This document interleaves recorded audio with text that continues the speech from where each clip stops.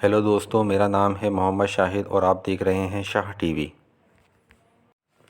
آج سے 1000 سال پہلے مسلمانوں کا سائنسی علوم پر مکمل عبور حاصل تھا، چاہے وہ بائیولوجی ہو، کیمسٹری ہو، ریاضی ہو۔ آج بھی مسلمان سائنسدانوں کے دریافت کی ہوئی چیزوں کو مغربی ممالک پڑھا رہے ہیں اور اس پر مکمل عمل کر رہے ہیں۔ مسلمان سائنسدانوں نے اپنی دریافتوں سے دنیا کو ایک الگ انداز سے سوچنے کا طریقہ سکھایا تھا۔ انہی سائنسدانوں میں ایک عظیم سائنسدان البیرونی تھے۔ زمین کی پیمائش کرنے والے البیرونی ازبکستان میں سن 973 کو پیدا ہوئے۔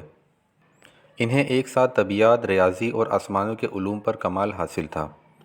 آج سے تقریباً 1000 سال پہلے البیرونی محمود غزنوی، جو کہ ایک مشہور حکمران گزرے ہیں، ان کے ساتھ موجودہ پاکستان آئے اور شمالی پنجاب کے شہر پنڈ دادن خان سے 22 کلومیٹر دور واقع قلعہ نندن خان میں ٹھہرے۔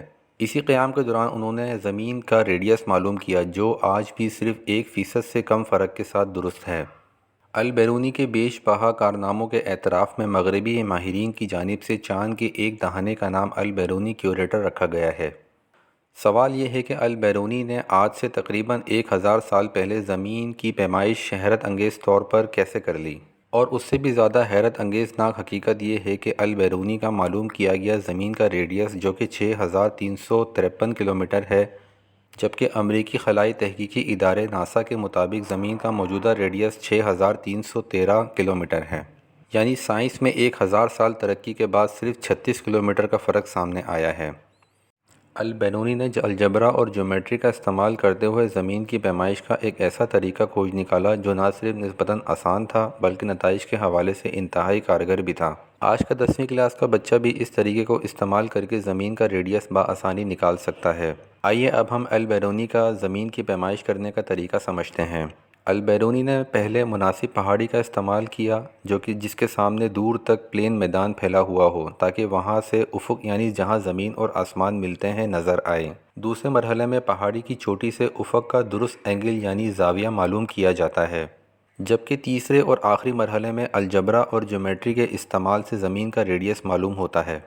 ماہرین کا خیال ہے کہ البیرونی نے افق کا زاویہ ناپنے کے لیے جس پہاڑی کا انتخاب کیا تھا وہ پنڈ دادن خان میں باغا والا آبادی کے قریب واقع ہے، جس کو بآسانی گوگل ارتھ پر بھی دیکھا جا سکتا ہے۔ پہاڑی کے انتخاب کے بعد دوسرا مرحلہ پہاڑی کی بلندی ناپنا تھا۔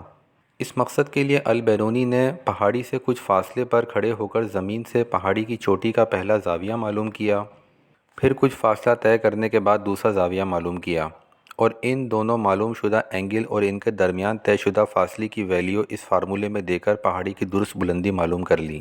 یہ دونوں اینگل معلوم کرنے کے لیے البیرونی نے ایک اور مسلمان سائنسدان ابو عباس کا ایجاد کردہ ایسٹرولیب استعمال کیا۔ ایسٹرولیب ایک ایسا انسٹرومنٹ ہوتا ہے جو بالکل گھڑی کی طرح دکھتا ہے۔ اس میں 2 سوئیاں ہوتی ہیں۔ اس آلے کو استعمال کرنے کا طریقہ یہ ہوتا ہے کہ اس کی ایک سوئی آنکھ کے بالکل قریب ہو اور دوسری سوئی وہاں پر ہو جہاں پر ہمیں بلندی معلوم کرنی ہے۔ یہ بالکل اسی طرح جیسے بندوق سے ہم نشانہ لیتے ہیں۔ آنکھ، سوئی اور پہاڑی کی چوٹی ایک سیدھ میں آنے کی صورت میں ایسٹرولیب پر لکھے گئے نمبر کو ہم نوٹ کر لیتے ہیں اور وہی ہمارا اینگل یا پھر زاویہ ہوتا ہے۔ تاریخ دانوں کا کہنا ہے کہ اس پیمائش کے لیے البیرونی کافی عرصے تک نندن کے قلعے میں ہی رہے۔ اس دوران البیرونی کو جب بھی یہ محسوس ہوتا کہ آسمان صاف ہے وہ اپنا کام شروع کرتے۔ انہوں نے صحیح نمبر کو چیک کرنے کے لیے ہر بار ایک ہی طریقہ اپنایا اور ہر بار ویلیو ایک ہی جیسی آئی۔ پاکستان میں 26 نومبر 1973 تک البیرونی کی یاد میں بین الاقوامی کانفرنس منعقد ہوتی رہی، جس میں اس عظیم اور دانشور کو خراج تحسین پیش کیا گیا۔ اگر آپ کو میری ویڈیو پسند آئی ہے تو لائک اور سبسکرائب کریں۔